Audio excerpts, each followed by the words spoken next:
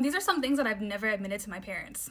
I had this best friend growing up who was a girl. My mom didn't know. She thought we were just best friends, but we low-key kind of like had a thing. Like kinda, not really, but kind of. And I'm not talking about like the girl that I actually ended up dating. No, I'm talking about like the other girl. My mom would know.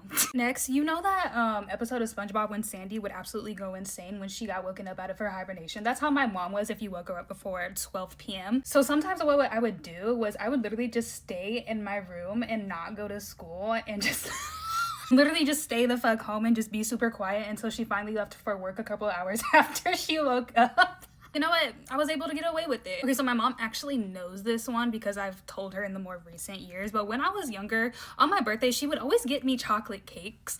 And, you know, I'm not the biggest fan of chocolate cake. I like cake. I like chocolate, but chocolate cake usually isn't my favorite, you know? But she would always get it for my birthday, and I would pretend like I'd like it just to make her happy because I knew it was her favorite. She also recently just found out about this one, but when I was younger, we used to have this little like step stool that you would put next to like the fucking couch or whatever. And basically my room was all the way across the fucking house from the bathroom, but I would have to walk down the fucking dark ass hall in the morning to go find my fucking bathroom because my mom was a vampire. So what I would do, instead of having to like go in the dark, I would just pee under the little like step stool or whatever the fuck it was called. I did that for months, and I honestly don't know how they didn't catch on to it or how they didn't smell it. Maybe they did, I don't know. I remember my mom's boyfriend at the time, he caught me, but I guess he didn't tell my mom because when I finally did tell my mom, she was really surprised.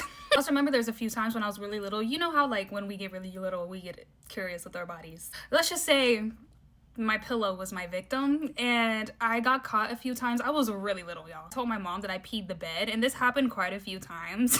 But in reality, y'all know what I was doing. Now, I grew up with my mom for the most part, but sometimes, you know, I would go over to my dad's house a lot too, and I had another little brother that lived over there, and what I would do, me and my sister, we would like dress him up and like girl clothes and like makeup and stuff like that behind their backs. They didn't know because they didn't like that. Like they had gotten mad at us one time for doing it and like told us not to do it again, but I'm pretty sure we still did it anyways.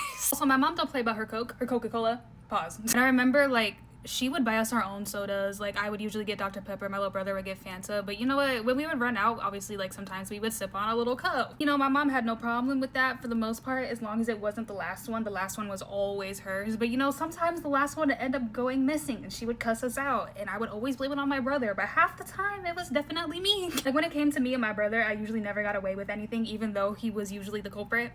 Almost always. But when it came to those Cokes, because my little brother was a little fat ass who just snacked all the fucking time, my mom always believed me on that one, so that's cool. And here's the final look.